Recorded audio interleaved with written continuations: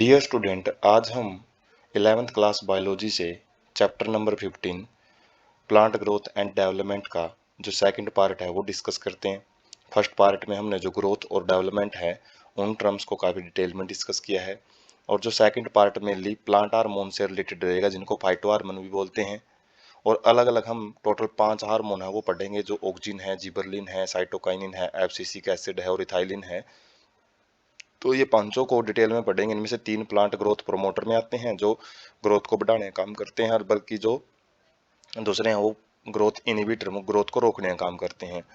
तो इस पार्ट में हम इनकी डिस्कवरीज भी देखेंगे, खोजा इनको कैसे गया है, और इनके जो फिजियोलॉजिकल फंक्शन है, ये क्या क्या रोल प्ले करते हैं प्लांट बॉडी में, वो भी हम डिस्कस करेंगे। और साथ में कुछ प्रोसेस रहेंगी, कुछ फिनोमिना रहेंगी, जैसे फोटो पीरियडिज्म है, मिनरलाइजेशन है, और साथ में सीड डोरमेंसी है। उनको भी हम इस पार्ट में डिटेल से डिस्कस करेंगे। जो मेन टॉपिक रहेगा इस चैप्टर का, प्लांट ग्रोथ रेगुलेटर्स। प्लांट की ग्रोथ को रेगुलेट करने वाले, मतलब कम ज़्यादा करने वाले हम अभी सब्सटेंस पढ़ेंगे। तो simple molecule of diverse chemical composition, तो ये वैसे सिंपल सब्सटेंस होते हैं, हालांकि इनकी केमिकल कंपोजिशन अलग अलग पाई जा सकती है। जैसे इंडोल कंपाउंड होती हैं, केमिकल कंपाउंड है ये, जिसको जिसका जो सही नाम है वो इंडोल 3 एसिटिक एसिड IAA होता है। एडिनिन डेरिवेटिव होते हैं N6 furfuro furfural amino purines kinetin derivative of carotenoid abscisic acid ABA जिसको बोलते हैं, और टर्पिन्स जिबरलिक एसिड GA3, और गैसेज इथाइलिन G3 जी मतलब इथाइलिन C4H2। तो इथीन का फार्मूला होता है जो। तो ये केमिकल सब्सटेंस ही होते हैं। पहले वाला ऑक्सिन का साइंटिफिक नेम है, या फिर केमिकल नेम बोल सकते हैं। दूसरे वाला साइटोकाइनिन का साइंटिफिक नेम है। तीसरे वाला एब्सिसिक एसिड है ही है। चौथे वाले को जिबरलिक एसिड बोलते हैं, और पांचवें वाले को इथाइलिन। तो ये 5 हार्मोन है जो कि हम 9th क्लास में भी डिस्कस करते हैं। मतलब 9th में कुछ अर्लियर क्लासेज में आ जाता है 5 प्रकार के जो प्लांट हार्मोन्स होते हैं, खासकर 10th क्लास में आता है, जो कंट्रोल एंड कोऑर्डिनेशन वाला जो चैप्टर है उसके अंदर। तो ये 5 हार्मोन ही मेन रोल प्ले करते हैं प्लांट की ग्रोथ के अंदर। Plant growth regulator also called plant hormone, तो इन्हीं को हम प्लांट हार्मोन भी बोलते हैं, प्लांट में जो केमिकल सब्सटेंस सिक्रीट होते हैं। या फिर फाइटो हार्मोन, फाइटो मतलब प्लांट, हार्मोन मतलब जो केमिकल मैसेंजर होते हैं। लिटरेचर का मतलब साहित्य में हम अलग अलग नाम लिख सकते हैं इनके। ब्रॉडली 2 ग्रुप्स में इनको डिवाइड किया गया पांचों को। प्लांट ग्रोथ प्रोमोटर, तो इनमें से कुछ तो ऐसे हैं जो ग्रोथ को प्रमोट करते हैं, ग्रोथ को बढ़ाने का काम करते हैं, जैसे involve in growth promoting activity such as cell division, cell enlargement, pattern formation, tropic growth, flowering, fruiting and seed formation. तो ये कुछ ऐसे सब्सटेंस होते हैं जो ग्रोथ को बढ़ाने का काम करते हैं, चाहे वो सेल डिवीजन को बढ़ाना हो, सेल नंबर इंक्रीज करना हो, सेल का साइज इंक्रीज करना हो, पैटर्न बनाना हो, कोई भी पैटर्न फॉर्मेशन उसके अंदर देखने को मिल सकता है। ट्रॉपिक ग्रोथ का मतलब है जो उसके ट्रॉपिकल रीजन, अलग अलग जो ट्रॉपिक मूवमेंट होती हैं, जैसे कि जियोट्रॉपिक, फोटो हाइड्रोट्रॉपिक मतलब किसी की तरफ मूवमेंट, वाटर की तरफ मूवमेंट हाइड्रोट्रोपिक मूवमेंट होती है। ग्रेविटी की तरफ मतलब जियोट्रोपिक मूवमेंट होती हैं, जैसे रूट शो करती हैं। फ्लावरिंग का मतलब फूल वगैरह बनाने हैं, फ्रूट बनाने हैं, सीड फॉर्मेशन करनी है। तो ये सारे प्लांट प्रमोट, जो प्लांट ग्रोथ प्रमोटर का काम होता है, जैसे ऑक्सिन, जिबरलिन और साइटोकाइनिन, ये 3 plant hormone plant growth promoter का काम करते हैं। जबकि कुछ होते हैं प्लांट ग्रोथ इनहिबिटर, ये क्या करते हैं, involve in various growth inhibiting activity, ये ग्रोथ को रोकने का काम करते हैं। जैसे डोरमेंसी है, जिसमें सीड अपनी स्टंड ग्रोथ में चला जाता है, सस्पेंडेड ग्रोथ में, वो ग्रोथ करना बंद कर देता है। एब्सिशन का मतलब होता है जैसे पत्ते गिरते हैं, तो गिरना किसी भी चीज का, तो उसको एब्सिशन बोलते हैं। Play an important role in plant response to wound stress of biotic and abiotic origin. तो ज़्यादातर ऐसे वाउंड मतलब जब पौधा घायल हो जाता है, इंजरी वगैरह हो जाती है, कुछ उसको तनाव होता है, तो इमरजेंसी के टाइम पे सिक्रेट होते हैं, जिसमें प्लांट को अपनी ग्रोथ रोक के थोड़ी टाइम के लिए अपने आप को बचाना होता है। तो एब्सिसिक एसिड और इथाइलिन, ये 2 हार्मोन ऐसे आ जाते हैं जो प्लांट ग्रोथ इनहिबिटर का काम करते हैं। उसके बाद है जो कैटेगराइज हमने किया है फाइटो हार्मोन्स को, 2 हैं plant growth promoter, auxin, gibberellin, cytokinin, और प्लांट ग्रोथ इनहिबिटर में एब्सिसिक एसिड और इथाइलिन आ जाते हैं। तो डिस्कवरी देखते हैं प्लांट ग्रोथ रेगुलेटर्स की कैसे और किस टाइम में हुई हैं। Discovery of each of 5 major groups of PGR मतलब plant growth regulators have been accidental. जितने भी हमने ये जो डिस्कवरी जो हुई है इनकी पांचों की, वो एक्सीडेंटल है। एक्सीडेंटल का मतलब है वैसे अचानक हुई हैं, हमने उनके ऊपर स्पेशल काम नहीं किया था, डिस्कवरी किसी और चीज़ की कर रहे थे और बाई चांस इनकी डिस्कवरी है वो हुई है। कैसे? जैसे सबसे पहले ऑक्सीजन को देखेंगे। ऑक्सीजन को खोजा था Charles Darwin and his son Francis Darwin when they observed coleoptile of canary grass. ये ग्रास होता है एक। तो ये दो जो साइंटिस्ट जब काम कर रहे थे, चार्ल्स डार्विन जो इवोल्यूशन के अंदर हम डिस्कस करते हैं इसको, जो evolutionary theory of natural selection दी थी, तब ये दोनों मतलब इसका बेटा और ये जब काम कर रहे थे कोरोनरी ग्रास के ऊपर, उनका कोलियोप्टाइल और कोलोराइजा दो रीजन होते हैं। कोलियोप्टाइल वो रीजन होता है जो कि एम्ब्रियो का जो एक्सिस होता है, एम्ब्रियोनल एक्सिस, उसका जहाँ पे कोटलिडन अटैच होती हैं उसके ऊपर वाले भाग को बोलते हैं कोलियोप्टाइल। तो जब coleoptile of grass coronary grass respond to unilateral illumination by growing towards the light source, phototropism बोलते हैं इसको। जब ग्रास को एक साइड से हम लाइट देते हैं और वो जो प्लांट है उसी डायरेक्शन में बेंड हो जाता है जिस साइड में लाइट आ रही है, उसी को फोटोट्रोपिज्म बोलते हैं, मतलब लाइट की तरफ movement. After a series of experiment, काफ़ी सारे उन्होंने एक्सपेरिमेंट किए और उन्होंने क्या कंक्लूड निकाला, tip of coleoptile was site of transmittable influence that caused bending of entire coleoptile. तो जो कोलियोप्टाइल की बेंडिंग हो रही थी वो किसकी वजह से हो रही थी? एक जो सब्सटेंस है कोलियोप्टाइल के टिप पे, वहाँ पे ट्रांसमिटेबल इन्फ्लुएंस, ट्रांसमिटेबल का मतलब है वहाँ पे कुछ ना कुछ सब्सटेंस है वो ट्रांसमिट किया जा रहा था, ट्रांसमिटेबल इन्फ्लुएंस। और किसकी वजह से? और इसी सब्सटेंस को फिर क्या किया गया? आइसोलेट किया गया इसके द्वारा। FW went from the tips of coleoptile of oat seedling, जो ओट के प्लांट होते हैं उनकी सीडलिंग से, सीडलिंग मतलब छोटे प्लांट से, इस ऑक्सीजन को सबसे पहले आइसोलेट किया था, बाहर निकाल के इसकी स्ट्रक्चर है वो बताई थी FW वेंट नाम के साइंटिस्ट ने। तो एक्सपेरिमेंट है जो चार्ल्स डार्विन और उनके सन ने किया था। पिक भी देखेंगे नेक्स्ट स्लाइड में, किस तरीके से जो कोलियोप्टाइल है वो बेंड करता है और किस चीज़ की वजह से वो बेंड करता है, ऑक्सीजन के एक्यूमुलेशन की वजह से बेंड करता है। जिस साइड से लाइट दी जा रही है उसके अपोजिट साइड में जो ऑक्सीजन है वो बनना स्टार्ट हो जाता है। Gibberellin, gibberellin bakanae foolish seedling disease of rice seedling. तो एक बैकने डिजीज होती है, फुली सीडलिंग बोलते हैं इसको, ये राइस प्लांट्स में पाई जाती हैं। और ये किसके द्वारा कोज होता है? एक फंगल पैथोजन होता है, फंगस है जो डिजीज कोज करता है, जिबरला हुंजिकोराई। और ई कोरोसोआ सावा 1926 के अंदर ये साइंटिस्ट हैं जिन्होंने appearance of symptoms of disease in rice seedling when they were treated with sterile filtrate of fungus.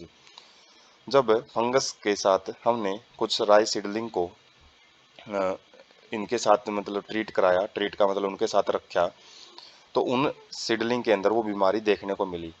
तो इससे ये चीज़ कन्फर्म हो गई है कि जो फंगस है वो कुछ ना कुछ ऐसा सब्सटेंस सीक्रेट कर रहे हैं जो कि यह डिजीज कोज कर रहा है राइस सीडलिंग के अंदर। और इस सब्सटेंस को नाम दिया गया फिर जिबरलिन, क्योंकि ये जिबरला फुजीकोराई से निकलता है। और इसको सबसे पहले किस साइंटिस्ट ने बताया था? ई कुरासावा नाम के साइंटिस्ट ने 1926 के अंदर। उसके बाद है साइटोकाइनिन या साइटोकाइनेसिस या साइटोकाइनिन सब्सटेंस होता है ये। तो F Skoog and his co-worker, ये साइंटिस्ट और इसके साथ काम करने वाले ने ऑब्जर्व किया from internodal segment of tobacco stem callus proliferated only if in addition to oxygen nutrients when medium was supplemented with one of the following। मतलब उन्होंने क्या चीज देखी कि इंटरनोडल सेगमेंट का मतलब है दो नोड के बीच वाला जो भाग होता है टोबैको प्लांट का, वो उसी टाइम ग्रो करेगा जब ऑक्सीजन के साथ साथ, जैसे ऑक्सीजन तो ग्रोथ करवाता ही है, एक प्लांट प्रमोटर ग्रोथ प्रमोटर का काम करेगा ही, लेकिन साथ में हमने उसको क्या देना पड़ेगा? एक्सट्रैक्ट ऑफ वेस्कुलर टिश्यू, मतलब वेस्कुलर टिश्यू से निकला हुआ कुछ ना कुछ भाग है, जाइलम फिलोएम से कुछ ना कुछ जो सैप निकलता है वो दिया जाएगा। ईस्ट एक्सट्रैक्ट का मतलब है खमीर का, जो खमीर जब किसी भी चीज़ को फर्मेंटेशन करता है उसका भाग। या फिर कोकोनट मिल्क और DNA। कोकोनट मिल्क क्या होता है? जो वाटर होता है कोकोनट का, तो वो दिया जाएगा। या फिर DNA यदि हम देते हैं तो तभी वो क्या कर पाएगा? अपनी जो इंटरनोडल सेक्शन है उसको बढ़ा पाएगा।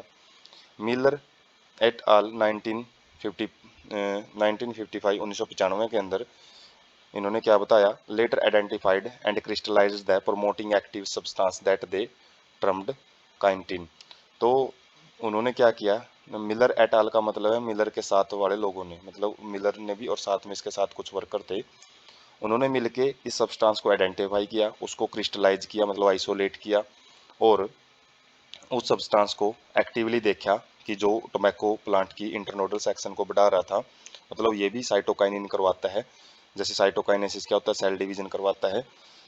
तो इसको उन्होंने पहले नाम दिया था काइंटिन, काइंटिन, और बाद में इसको साइटोकाइनिन नाम दिया गया। उसके बाद abscisic acid ABA during mid 1960, 1960 का जो दशक था उसके बीच में, खासकर जो 1955 की बात कर रहे हैं, 3 independent research reported purification and chemical characterisation of 3 different kind of inhibitor. तो 3 रिसर्च हुई 1955 के आसपास, तो उनमें क्या पता लगाया गया कि कुछ सब्सटेंस हैं जो कि प्लांट ग्रोथ इनहिबिट करते हैं, इनहिबिटर बी, एब्सिसिन सेकंड और डोरमिन, और ये तीनों सब्सटेंस एक ही पाए गए जब इनकी रिसर्च करी गई, तो ये एब्सिसिक एसिड ही कहलाए। तो जो डिस्कवरीज हैं वो हम अलग अलग टाइम पे जो हुई हैं वो देख सकते हैं। और जो लास्ट में है इथाइलिन, इथाइलिन एक गैसियस PGR होता है, प्लांट ग्रोथ रेगुलेटर होता है, जो गैसियस फॉर्म में रहता है। कई बार ऑप्शन टाइप में पूछ लेते हैं कि अकेला एकमात्र ऐसा कौन सा जो प्लांट ग्रोथ रेगुलेटर है जो गैसियस फॉर्म में पाया जाए, वो इथाइलिन होता है।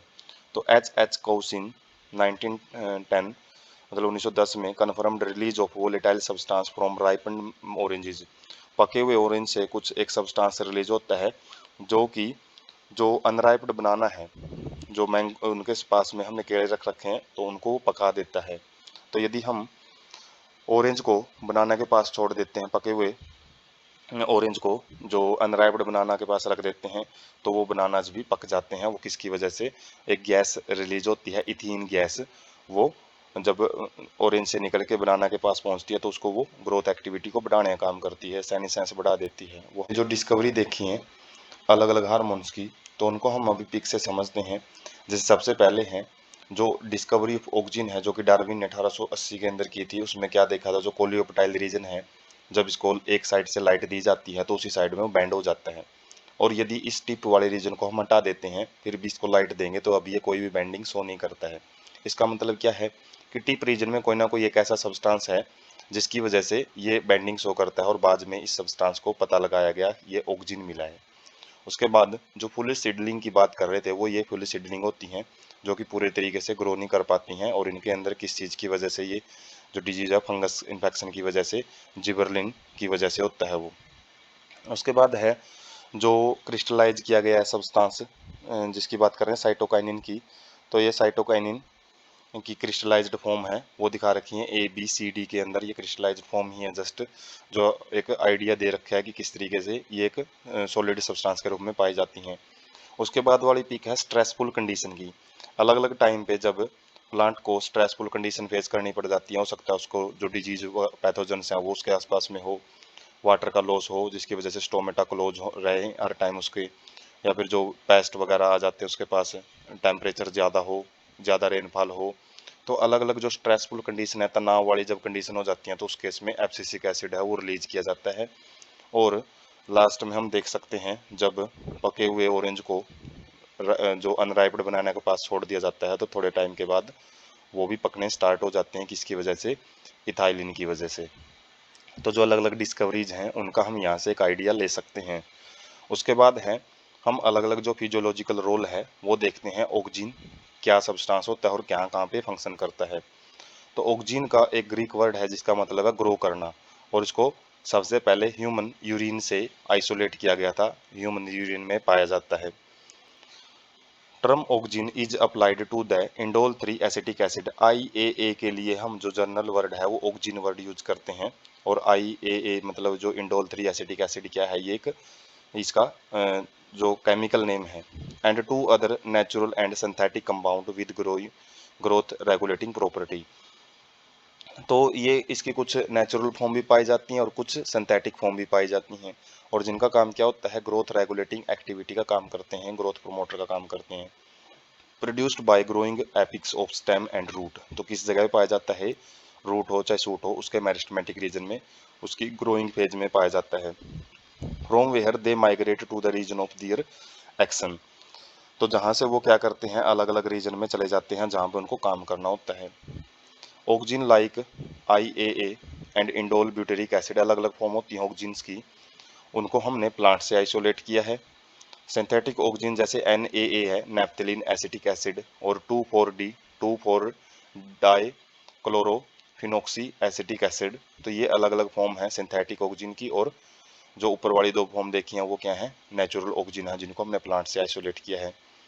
फंक्शन क्या होते हैं ऑक्सिन्स के, तो जो ऑक्सिन है वो extensively in agriculture and horticulture practice, तो इसको हम खेती बाड़ी में भी और फलों की जो खेती होती हैं उनके अंदर काफ़ी यूज करते हैं। क्या काम करता है ये, स्टेम कटिंग से जो प्लांट उगाए जाते हैं जैसे रोज है, शुगर केन है, उनके अंदर रूटिंग पैदा करता है, जड़ें निकालता है। Application widely used for plant propagation, तो प्लांट प्रोपेगेशन के अंदर वेजिटेटिव प्रोपेगेशन में जब हम स्टेम कटिंग से नए नए प्लांट उगाते हैं तो उसमें रूट एमर्जिंग में मदद करता है, रूट बड़ी जल्दी निकलती है उनकी, यदि ऑक्सिन को हम उसको सप्लाई करते हैं। प्रमोट फ्लावरिंग, ये फ्लावरिंग को भी प्रमोट करता है, किसके अंदर, पाइनएप्पल अनानास के अंदर ज़्यादा फ्लावर हैं वो आते हैं यदि ऑक्सिन का ट्रीटमेंट किया जाए। Prevent fruit and leaf drop at early stages, मतलब ये बिना पकी स्टेज में जो फ्रूट हैं और पत्ते हैं उनको जड़ने से रोकता है। Promote abscission of older mature leaves and fruits, बल्कि किनकी ज़्यादा, ये एब्सिशन मतलब किनको ज़्यादा गिराता है, जो कि पुराने पत्ते हो चुके हैं, पुराने फ्रूट, पक चुके फ्रूटों को ये गिराने का काम भी करता है।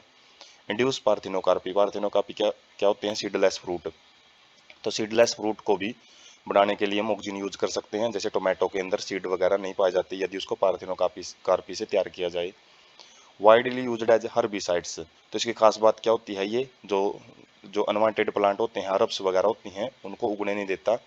जैसे जो 2,4-D है, एक सिंथेटिक ऑक्सिन है, वो काफ़ी जगह यूज किया जाता है क्या करने के लिए, डाइकोटिलिडन वीड्स, कुछ खरपतवार होती हैं जो डाइकोटिलिडन फैमिली की होती हैं, जो एंजियोस्पर्म पढ़ते हैं उनमें डाइकोटिलिडन प्लांट होते हैं, उनके परिवार की ही होती हैं वीड्स, तो उनको ख़त्म करने के लिए यूज किया जाता है।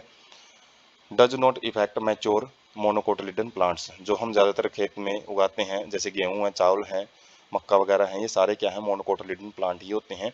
और यदि डाइकोटिलिडन जो घास वगैरह उग जाता है तो उनको ख़त्म करता है auxin. Used to prepare weed free lawns by the gardens, जो गार्डन्स होते हैं, माली होते हैं, वो यदि घास फूस अलग टाइप का घास उग जाता है, वैसे घास ये होता है पार्कों में, और वो घास अलग होता है लेकिन कुछ अनवांटेड ग्रास भी उसमें उग जाता है, तो उस ग्रास को हटाने के लिए गार्डन्स इसको यूज करते हैं। Control xylem differentiation and help in cell division, साथ में क्या करता है ये, जाइलम के अलग अलग भाग बनाने में मदद करता है और साथ में सेल डिवीजन में भी मदद करता है।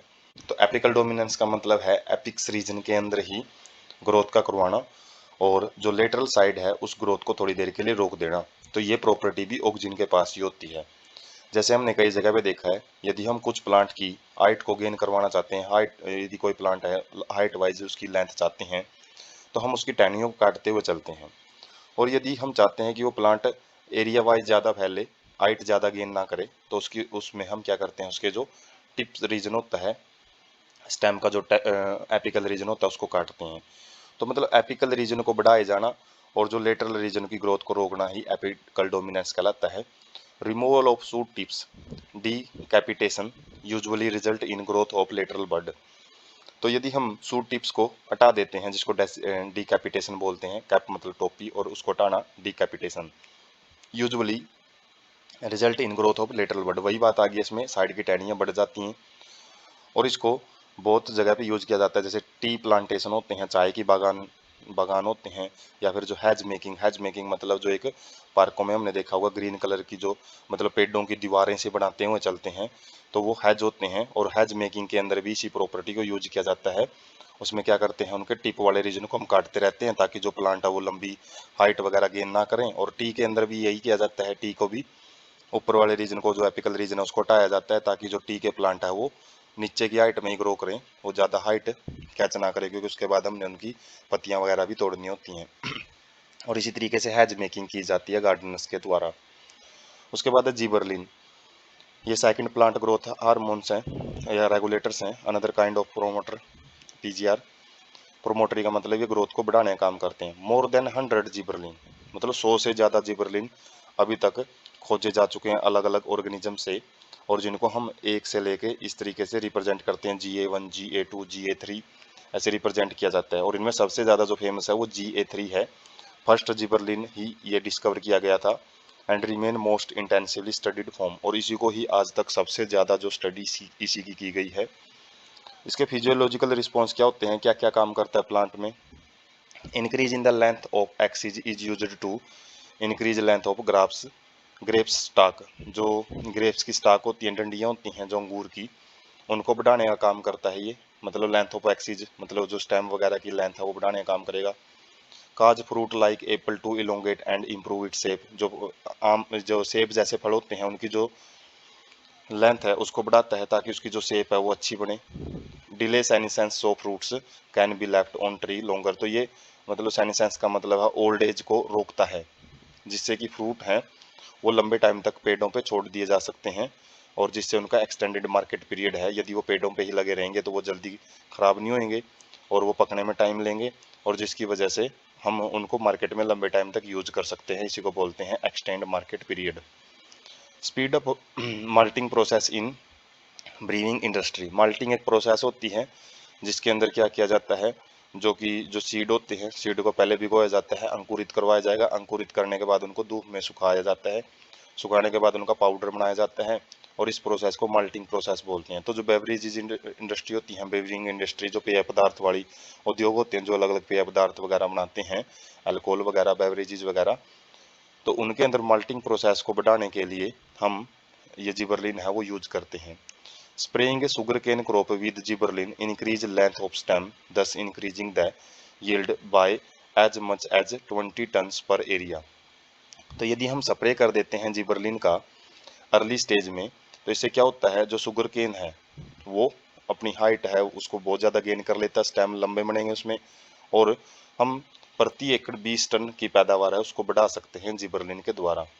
स्प्रेइंग जैविनाइल कॉनिफर्स विद GAS, जैविनाइल का मतलब है जैविनाइल स्टेज के अंदर यदि कॉनिफर्स के ऊपर हम इसका स्प्रे करते हैं तो उनका जो मैच्योरिटी पीरियड है वो बहुत ज़्यादा बढ़ जाता है, हेस्टन का मतलब बढ़ना, दस leading too early seed production, जिसे क्या कर देते हैं वो जल्दी जल्दी सीड वगैरह बना सकते हैं, तो सीड प्रोडक्शन को भी बढ़ावा दिया जा सकता है इसके द्वारा।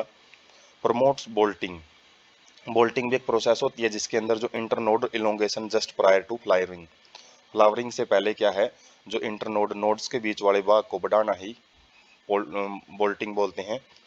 तो बोल्टिंग और माल्टिंग जो प्रोसेस है पूछ लिए जाते हैं वो जिबरलिन के द्वारा ही बढ़ाए जाते हैं प्लांट्स के अंदर। जैसे बीट होता है, चुकंदर, कैबेज जो गोभी होती हैं, और many plants with rosette habit, rosette का मतलब जिनके अंदर जो पत्ते हैं वो रोज के फ्लावर जैसे लगते हैं, मतलब हेलिकल अरेंजमेंट में मिलेंगे, और उनके बीच में जो इंटरनोडल सेक्शन है वो कम होता है, और उस इंटरनोडल सेक्शन को बढ़ाने के लिए जिबरलिन यूज किया जाता है, उसी को बोल्टिंग प्रोसेस बोलते हैं। उसके बाद next cytokinin, specific effect on cytokinesis, तो इस हार्मोन का जो ज़्यादा इफेक्ट है वो सेल डिवीजन के ऊपर पड़ता है, साइटोकाइनेसिस के ऊपर, और इसको काइनेटिन के रूप में खोजा गया था जो हमने डिस्कवरी में भी देखा है, और वो एक मॉडिफाइड फॉर्म है किसकी, एडेनिन की। एडेनिन जो हमने नाइट्रोजीनियस बेस डिस्कस किए हैं न्यूक्लिक एसिड के अंदर, तो उन्हीं में ये एक प्यूरिन है, प्यूरिन पायरिमिडिन, दो फॉर्म डिस्कस की थी नाइट्रोजीनियस बेसिस की, उसी का एक मॉडिफाइड फॉर्म होती है from autoclaved herring sperm DNA and does not occur naturally in plant. तो इसकी खास बात क्या है, ये प्लांट में नेचुरली नहीं पाया जाता है, किसी न किसी ऑर्गेनिज्म के द्वारा उसके अंदर इंट्रोड्यूस किया जाता है। और इसको सबसे पहले कहाँ से खोजा गया था, ऑटोक्लेव्ड का मतलब एक ऑटोक्लेव प्रोसेस होती है जिसमें न्यूट्रलाइजेशन की जाती है किसी भी मटेरियल की, जो हो सकता है वो लिविंग मटेरियल हो सकता है वो डेड मटेरियल हो, और न्यूट्रलाइज उसकी स्टेरिलाइजेशन की जाती है, जो उसको बैक्टीरिया से रहित किया जाता है, बैक्टीरिया वगैरह को किल किया जाता है।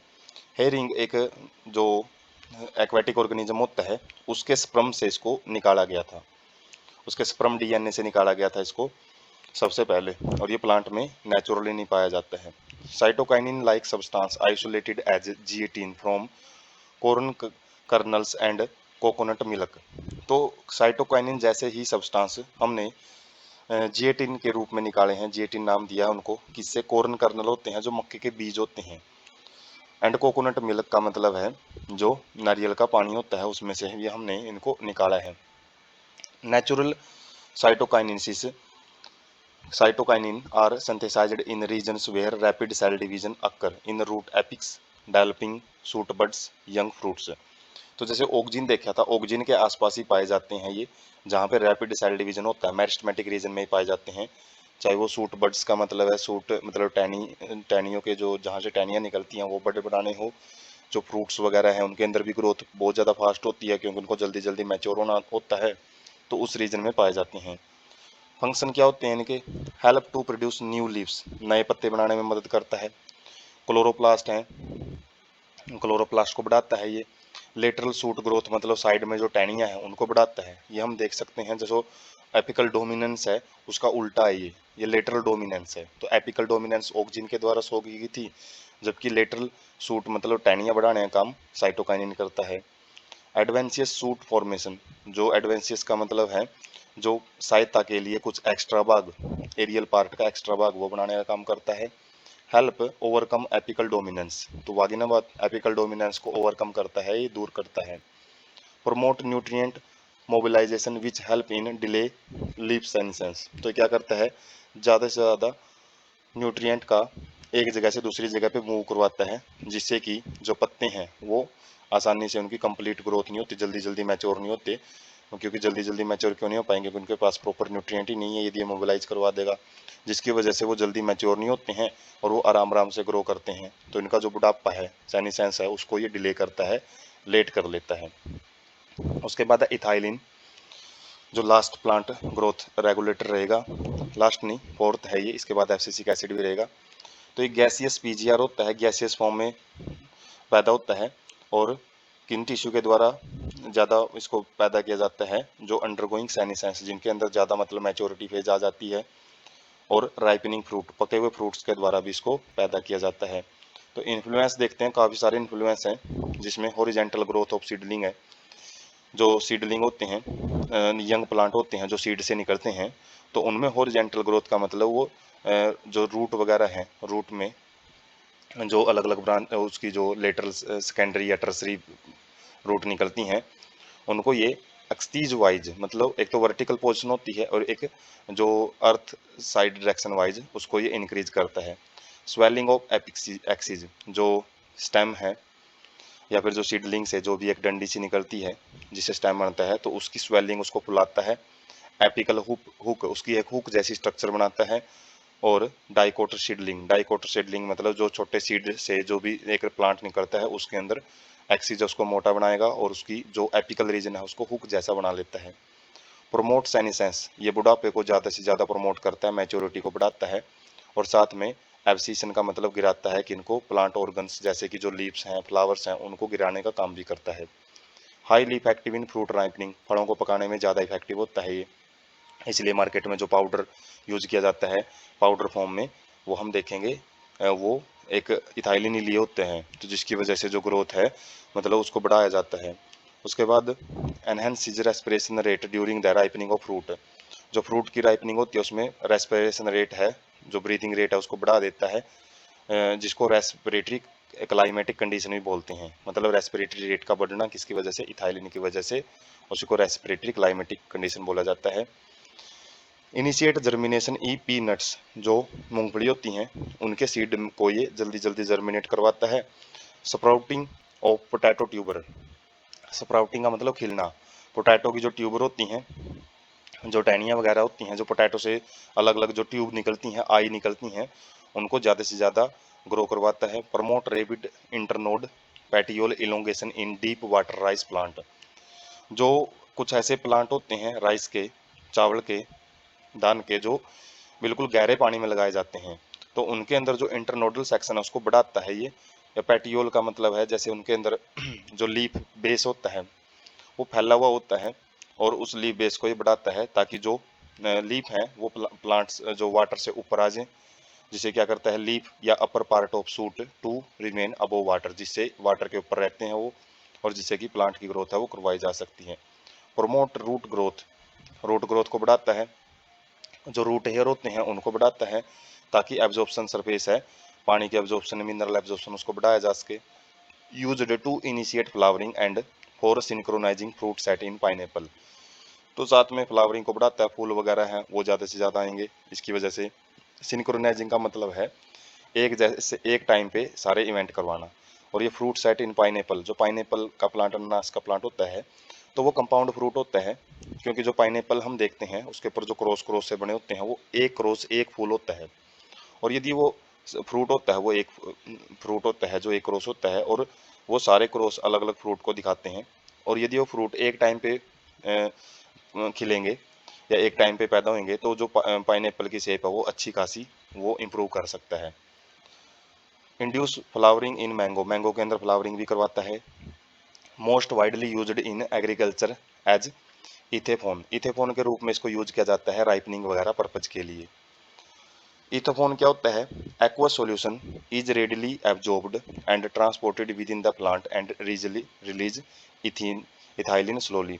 तो एक लिक्विड फॉर्म में हम स्प्रे करते हैं, पाउडर फॉर्म में होता है, स्प्रे फॉर्म में भी हम यूज करते हैं पानी में भिगो के। और जिससे क्या होता है, प्लांट इसको आसानी से यूज कर सकता है। और ये इसके अंदर जो इथाइलिन होता है वो ये आराम आराम से सिक्रीट करता रहता है। ये सब्सटेंस क्या करता है? फ्रूट राइपनिंग को बढ़ा देता है। किसके अंदर? टोमेटो के अंदर और एप्पल, मतलब जो सेब के अंदर। Accelerate abscission in flowers and fruit, thinning of cotton, cherry and walnut. तो क्या करता है? ये फ्लावर्स वगैरह होते हैं जो फ्रूट वगैरह, उनकी एब्सिशन मतलब उनके गिरने की रेट को बढ़ा देता है। थिनिंग ऑफ कॉटन, कॉटन की जो थिनिंग का मतलब है जो उसके स्टेम वगैरह हैं या फिर उसके जो रेसे हैं पतले रहेंगे। और चेरी एंड वालनट, इनकी थिनिंग को भी बढ़ाता है। Promotes female flower in cucumber, खीरे के अंदर ये ज़्यादा से ज़्यादा फीमेल फ्लावर को बढ़ाता है। और thereby increasing the yield, और फीमेल फ्लावर ज़्यादा होंगे तो ज़्यादा सीड बनेंगे, तो इसलिए पैदावार को बढ़ाने का काम भी करता है। उसके बाद है लास्ट जो हमारा प्लांट ग्रोथ रेगुलेटर है वो है एब्सिसिक एसिड। तो इसको कैसे खोजा गया था? इसका जो रोल होता है वो एब्सिशन में और डोरमेंसी में देखा जाता है। एब्सिशन मतलब जब किसी भी प्लांट पार्ट को गिराना है तब ये पाया जाता है। और डोरमेंसी मतलब जो स्टंट ग्रोथ होती है, सस्पेंडेड ग्रोथ होती है सीड की, वो भी हम टॉपिक लास्ट में डिस्कस करेंगे, तो वहाँ पे ज़्यादा रोल इसका देखा जाता है। इफेक्ट क्या होते हैं प्लांट ग्रोथ पे और डेवलपमेंट पे इसके? Act as general plant growth inhibitor, तो ग्रोथ को रोकने का काम करता है। और प्लांट की जो मेटाबॉलिज्म रिएक्शन है उनको इनिबिट करता है। Inhibit seed germination, seed germination को भी रोकता है, सीड को उगने नहीं देता। इसको स्ट्रेस हार्मोन भी बोलते हैं। तो पांचों हार्मोन में एक स्ट्रेस हार्मोन पूछा जाता है, वो एब्सिसिक एसिड होता है। क्यों? क्योंकि ये स्ट्रेसफुल कंडीशन में ही काम करता है, जैसे स्टोमेटा की क्लोजिंग करवा देगा। और increase tolerance of plant to various kind of stress, अलग अलग जब तनाव वाली कंडीशन होती है, अनफेवरेबल कंडीशन होती हैं, उस केस में ये तनाव को ज़्यादा से ज़्यादा सहन करने लायक प्लांट की बॉडी को बना देता है, इसलिए इसको स्ट्रेस हार्मोन बोलते हैं। Important role in seed development, seed development में बहुत इंपॉर्टेंट रोल होता है इसका। मैचोरेशन मतलब उसको मैच्योर करने में, और डोरमेंसी का मतलब है जो सीड डोरमेंसी हमने देखा है, आगे भी स्टेप देख इसका कंप्लीट देखेंगे क्या होता है ये, तो उसमें रोल प्ले करता है। By inducing dormancy helping to withstand desiccation and other unfavourable factors. तो सीड डोरमेंसी किस कंडीशन में देखी जाती है? जब अनफेवरेबल कंडीशन होती है। तो उस केस में डेसिकेशन प्रोसेस क्या होता है? लॉस ऑफ वाटर, जो सीड से जो वाटर का लॉस है वो कम कर देता है, और जिसकी वजह से जो सीड है लंबे टाइम तक भी बचा रहता है, उसके अंदर जो पानी है वो बिल्कुल नहीं सूखता है। Act as an antagonist to GAS, जो जिबरलिन एसिड होते हैं, जिबरलिक एसिड, उनके एंटागोनिस्ट का मतलब है जब जिबरलिन काम नहीं करेगा तो ये एब्सिसिक एसिड काम करेगा। और जब एब्सिसिक एसिड काम करेगा तो एक दूसरे के अपोजिट में काम करती हैं, ये एक नहीं है तो दूसरा काम करता है। तो पूछ लिया जाता है कि जो जिबरलिक एसिड है उसका एंटागोनिस्ट कौन है? वो एब्सिसिक एसिड होता है। उसके बाद है कुछ जो प्रोसेस है वो डिस्कस करते हैं। फोटो पीरियोडिज्म, तो ये क्या होता है? Response of plant to period of day and night. तो फोटो मतलब लाइट, पीरियडिज्म का मतलब है अलग अलग टाइम होना उसका। तो अलग अलग प्लांट अलग अलग लाइट के प्रति अलग ढंग से रिस्पॉन्ड करते हैं। Plant require a periodic exposure to light to induce flowering, तो लाइट की क्यों जरूरत होती है? प्लांट को फोटोसिंथेसिस तो करता ही है, साथ में कुछ प्लांट ऐसे होते हैं जिनके अंदर जो फ्लावरिंग को जो इंड्यूस किया जाता है वो लाइट की एक्सपोजर के ऊपर, उनका टाइम होता है एक्सपोजर का, कितने टाइम तक वो लाइट के अंदर है उसके ऊपर डिपेंड करता है। तो इसी बेस पे हम प्लांट को अलग अलग पार्ट्स में डिवाइड करते हैं, अलग अलग टाइप उनके। जैसे लॉन्ग डे प्लांट क्या होते हैं, ये वो प्लांट होते हैं जिनकी फ्लावरिंग के लिए उनको लंबे टाइम तक लाइट के अंदर एक्सपोजर करना पड़ता है, और ए वेल डिफाइंड क्रिटिकल ड्यूरेशन, मतलब एक अच्छा खासा उनको टाइम देना पड़ता है लाइट के अंदर। शॉर्ट डे प्लांट्स ऐसे होते हैं जो must be exposed to light for a period less than its critical duration. एक क्रिटिकल ड्यूरेशन ऐसी ड्यूरेशन होती है जो बिल्कुल एक महत्वपूर्ण ड्यूरेशन, मतलब एक महत्वपूर्ण लेवल होता है, और उस लेवल से तो यदि उसको कम भी यदि लाइट मिलती है तो भी ये क्या कर सकते हैं, फ्लावरिंग प्रोड्यूस कर सकते हैं। डे न्यूट्रल प्लांट ऐसे होते हैं जिनके ऊपर लाइट का कोई फर्क ही नहीं पड़ता है, तो कोई कोरिलेशन नहीं पाया जाता है exposure to light duration and induction of flower response. तो ऐसे प्लांट होते हैं जिनको ज़्यादा यदि लाइट नहीं भी मिलती है तो ये नॉर्मल अपना क्या कर सकते हैं, फ्लावरिंग इनके अंदर प्रोड्यूस हो सकती है। Flowering depend not only on a combination of light and dark exposure but also their relative duration. तो इनमें जो लाइट है उस लाइट या डार्क कंडीशन के ऊपर ही डिपेंड नहीं करती, बल्कि उनका जो ड्यूरेशन है, वह कितनी देर डार्क कंडीशन है कितनी देर लाइट कंडीशन है, उसके ऊपर भी फ्लावरिंग है वो डिपेंड करती हैं। Shoot apex modify themselves into flowering apex prior to flowering. तो हमको ये जो सेक्सुअल रिप्रोडक्शन होता है फ्लावर्स, जो फ्लावर्स के अंदर जो फ्लावर को बनाए सेक्सुअल रिप्रोडक्शन के लिए होता है, तो ये मॉडिफाई सूट होता है, सूट से ही बनता है और इसका काम रिप्रोडक्शन का ही होता है, और उससे पहले एक बड के फॉर्म में निकलता है सूट से। हाइपोथेसिस, एक थ्योरी क्या कहती है, hormonal substance responsible for flowering migrate from leaves to shoot apex. तो कुछ हार्मोनल सब्सटेंस होते हैं जो कि फ्लावरिंग के लिए जो रिस्पॉन्सिबल होते हैं, जो फ्लावर पैदा करवाते हैं, और वो शूट एपिक्स से किनके अंदर आते हैं, जो लीव्स से शूट एपिक्स की तरफ जाते हैं। लीव्स के पास ही कुछ फ्लावरिंग हार्मोन वगैरह या केमिकल सब्सटेंस होते हैं जिनको शूट एपिक्स का मतलब है सूट के ऊपरले भाग में जहाँ पे वो मेरिस्टेमेटिक रीजन रहता है उस भाग में भेजा जाता है और वो वहाँ पे फ्लावर बनाते हैं। For inducing flowering only when plants are exposed to necessary inductive photo period. तो ये फ्लावरिंग तभी प्रोड्यूस करते हैं जब प्लांट को एक नॉर्मल जो उसका इंडक्टिव फोटो पीरियड है उसमें उसको एक्सपोज किया जाता है। तो हम पिक से समझ सकते हैं, जैसे ये क्रिटिकल फोटो पीरियड है, तो यदि शॉर्ट डे प्लांट क्या होते हैं, यदि क्रिटिकल फोटो पीरियड से उनको कम लाइट मिलेगी तो वो फिर भी फ्लावरिंग कर देते हैं। जबकि जो क्रिटिकल फोटो पीरियड यहाँ पे ये लाइन शो कर रहे हैं, तो जो लॉन्ग डे प्लांट क्या होते हैं, यदि उनको एक्सपोजर दिया जाता है लंबे टाइम तक तो तभी वो फ्लावरिंग प्रोड्यूस करेंगे। मतलब ये लाइन है, इस लाइन से ज़्यादा उनको क्या किया जाता है, जो लाइट के अंदर एक्सपोज किया जाता है। और डे न्यूट्रल प्लांट क्या होते हैं, जिनको हम कम लाइट दें उस टाइम भी फ्लावरिंग हो सकती है और ज़्यादा लाइट दें तब भी, तो उनके ऊपर कोई ज़्यादा फर्क नहीं पड़ता है इसका। उसके बाद है वनरलाइजेशन। तो ये क्या होता है, फिनोमिना, वो प्रोसेस होती है जिसके अंदर फ्लावरिंग क्वांटिटिवली और qualitatively depend on exposure to low temperature. तो यहाँ पे टेम्परेचर का फैक्टर आ जाता है जिसके अंदर फ्लावरिंग के लिए टेम्परेचर का लो होना जरूरी हो जाता है। Promotion of flowering by a period of low temperature. तो इसमें जो फ्लावर बनने हैं तो वो लो टेम्परेचर के द्वारा इनिशिएट किए जाते हैं। Prevent precious precocious reproductive development late in growing season and enables the plant to have sufficient time to reach maturity। तो ये जो ग्रोइंग सीजन होता है उसके लेट टाइम में, लेट वाली स्टेज में ही क्या करता है, रिप्रोडक्टिव डेवलपमेंट है उसको करवाता है, ताकि जो प्लांट है उसको सफिशिएंट टाइम मिल जाता है किसके लिए, मैच्योरिटी गेन करने के लिए। तो इसमें अर्ली मैच्योरिटी फ्लावर नहीं होते हैं, इसमें बिल्कुल पहले फ्लावर जो प्लांट है मैच्योर होएगा तभी वो फ्लावरिंग प्रोड्यूस करता है। Two kind of variety of food plants, जैसे wheat, barley, rye, winter and spring variety, दो प्रकार की हम फूड प्लांट्स हैं उनको उगाते हैं।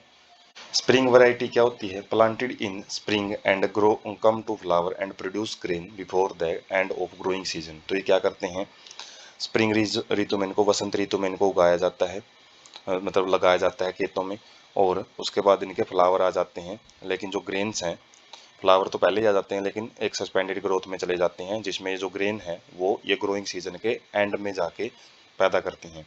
उसके बाद है विंटर वैरायटी। विंटर वैरायटी में जो प्लांट हैं उनको स्प्रिंग में प्लांट किया जाता है, लगाया जाता है, और normally fail to flower and produce mature grains within a span of flowering season. जो इनका फ्लावरिंग सीजन होता है उसमें ये ना तो अच्छे ढंग से फ्लावर प्रोड्यूस कर पाते हैं और ना ये ग्रेन है उनको पैदा कर पाते हैं, और जिसकी वजह से इनको जो ऑटोमन है पतझड़ ऋतु में उगाया जाता है। और उसमें क्या करते हैं, जर्मिनेट एंड ओवर विंटर, ये उग जाते हैं और पूरे विंटर में जो ये प्लांट है वो एक स्मॉल सीडलिंग के रूप में रहते हैं, इनकी ग्रोथ है रुक जाती है और अपनी जो ग्रोथ है उसको ये रिज्यूम मतलब दोबारा शुरू कर लेते हैं स्प्रिंग के अंदर। And are harvested usually around mid summer, तो गर्मियों के जो मिड समर होते हैं मतलब जो ग्रीष्म ऋतु होती है उसके मध्य में इनको फिर हार्वेस्ट, इनको कटाई की जाती है।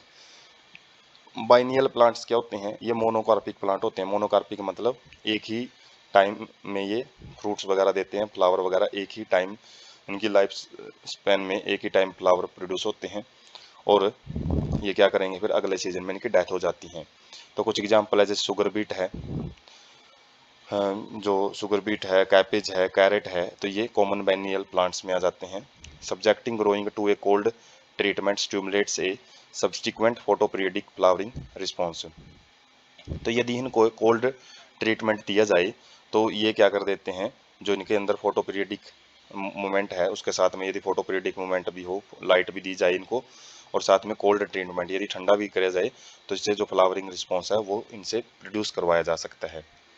तो हम देख सकते हैं जो जो टेम्परेचर है वो कैसे काम करता है फ्लावरिंग के टाइम। जैसे 23 डिग्री सेल्सियस है 2 वीक तक, उसके बाद वनरलाइजेशन आ जाती है 5 से -1 डिग्री सेल्सियस तक टेम्परेचर जब चला जाता है, और उसके बाद जो फ्लावरिंग है वो 23 डिग्री, जो जब इनको उगाया जाता है 2 वीक तक तो ये स्टार्ट कर लेते हैं मतलब सीडलिंग के रूप में निकल आते हैं। उसके बाद जो 15 दिन 20 दिन उस टाइम तक एक ऐसा जो कोल्ड कंडीशन होती है उस केस में इनके पास कोई फ्लावरिंग नहीं रहेगी, जैसे कि ये सरसों का प्लांट दिखा रखे है मस्टर्ड का। और उसके बाद 35 दिन से आगे का जो टाइम रहेगा इनका, जब टेम्परेचर अच्छा चला जाता है तो 23 डिग्री सेल्सियस, तो उस केस में इनकी फ्लावरिंग आती है। तो जो ग्रोइंग सीजन का जो एंड हो जाता है उस केस में ही ये फ्लावरिंग प्रोड्यूस करते हैं। और फ्लावरिंग किसकी वजह से प्रोड्यूस की जाती है, इस वनरलाइजेशन इवेंट की वजह से।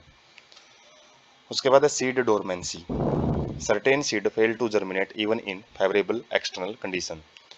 तो सीड डर्मिनेंसी क्या होती है, कई बार यदि हम फ्लावर इसको सीड को अच्छी खासी नॉर्मल कंडीशन भी दें तो उस केस में भी ये ग्रो नहीं कर पाता है, फेल करने में मतलब जर्मिनेट करने में फेल हो जाता है। तो ये एक ऐसे पीरियड में चला जाता है जिसको डोरमेंसी पीरियड बोलते हैं, और जिसको केवल एक्सटर्नल फैक्टर ही कंट्रोल नहीं करते बल्कि कुछ अलग कारण भी होते हैं जिसकी वजह से सीड डोरमेंसी होती है। तो वो कारण क्या है, इनका जो सीड कोट होता है वो बड़ा मजबूत होता है और इम्प्रीमिएबल का मतलब वो वाटर वगैरह को अंदर मूव नहीं करने देता, और अंदर से यदि कोई जो इम्ब्रियो है वो बाहर भी निकलना चाहे तो वो निकलता नहीं है। Presence of chemical inhibitor such as abscisic acid, phenolic acid और पैरा एस्कोर्बिक एसिड, तो इन कई बार इन सब्सटेंस की वजह से केमिकल इनहिबिटर हैं जो कि ग्रोथ को इनहिबिट करके रखते हैं, इनकी वजह से भी जो सीड डोरमेंसी है वो शो की जाती है। इमैच्योर इम्ब्रियो, कई बार इनका जो इम्ब्रियो है वो ठीक ढंग से मैच्योर नहीं हो पाता है और वो जब तक मैच्योर नहीं हो पाएगा तब तक ये सीड जर्मिनेट नहीं करते हैं, चाहे आप इनको किसी भी प्रकार की फेवरेबल कंडीशन है वो दे दें चाहे। उसके बाद है जो सीड डोरमेंसी है उससे निपटने के लिए क्या क्या विधियां हम अपना सकते हैं। Seed coat barrier broken by mechanical abrasions using knifes, sand paper etcetera और विगरस शेकिंग। तो जो सीड कोट है जिसके बोल रहे हैं कि ज़्यादा सीड कोट मजबूत होता है तो उसको हम तोड़ सकते हैं मैकेनिकल एब्रेशंस का यूज करके। मैकेनिकल का मतलब जैसे चाकू से काट के, सैंड पेपर क्या होता है जो कि जो जंग वगैरह उतारने के लिए यूज किया जाता है, लोहे के ऊपर जो जंग लग जाती है, या फिर उनको विग्रस का मतलब बहुत तेज सेकिंग करके भी हम उसका जो सैंड पेपर है वो जो सीड कोट है वो हटा सकते हैं। नेचर के अंदर जो ये एब्रेशंस हैं वो किसके द्वारा किए जाते हैं, या तो माइक्रोबियल एक्शन होता है, जैसे इनके सीड कोट के ऊपर जो अलग अलग माइक्रोब्स हैं वो काम करना शुरू कर देते हैं, जिससे सीड कोट को जैसे ही हटाएंगे तो मिट्टी के साथ जैसे ही जो उसके अंदर वाला इम्ब्रियो है वो मिट्टी के टच में आएगा तो ग्रो करना शुरू हो जाता है। या फिर जैसे बर्ड्स होते हैं, बर्ड्स या फिर एनिमल्स जब इन सीड को खाते हैं तो जब पेट के अंदर जाता है, ये गट के अंदर जाता है डाइजेस्टिव ट्रैक के अंदर, तो एसिड हैं वो सीड कोट को ख़त्म कर देते हैं, और जैसे ही जो एम्ब्रियो है वो उनके जो एन से बाहर निकलता है तो उसी टाइम वो जहाँ भी गिरेगा वहाँ से ग्रोथ कर लेता है। जैसे हमने देखा है जो पीपल वगैरह के पेड़ हैं, कई बार जो ये दीवारों पे उग जाते हैं। तो दीवारों पे किस चीज़ की वजह से है, जो कि एक्सक्रीटा होता है बर्ड्स का, उसमें ये सीड है वो रहते हैं, और वो जहाँ पे भी एक्सक्रीटा वगैरह फेंकेंगे, जहाँ भी एक्सक्रीटा वगैरह छोड़ेंगे, तो वहाँ पे वो जो प्लांट है वो उगते रहते हैं। Effect of inhibitory substance removed by subjecting seeds to chilling condition. तो जो इनहिबिटरी सब्सटेंस है उनको कम किस बेस पे हम कर सकते हैं, यदि सीड को हम चिल्ड कर दें, बिल्कुल ठंडे टेम्परेचर पे उनको रखें, और by using gibberellic acid and nitrate. और यदि जिबरलिक एसिड का ट्रीटमेंट करवाएं या फिर नाइट्रेट उनके अंदर मिक्स करें, तो उससे भी जो हम सीड डोरमेंसी है उसको दूर कर सकते हैं। चेंजिंग एनवायरमेंटल कंडीशन, बदलते हुए वातावरण की कंडीशंस हैं, जैसे कि लाइट है, टेम्परेचर है, तो ये भी कुछ ऐसी मेथड होती हैं जो कि सी डोरमेंसी को हम दूर कर सकते हैं। मतलब ये लाइट और टेम्परेचर है उनको बदल बदल के यूज किया जाता है, और जिससे जो सी डोरमेंसी है उससे हम निपटा सकते हैं, मतलब उसको दूर कर सकते हैं।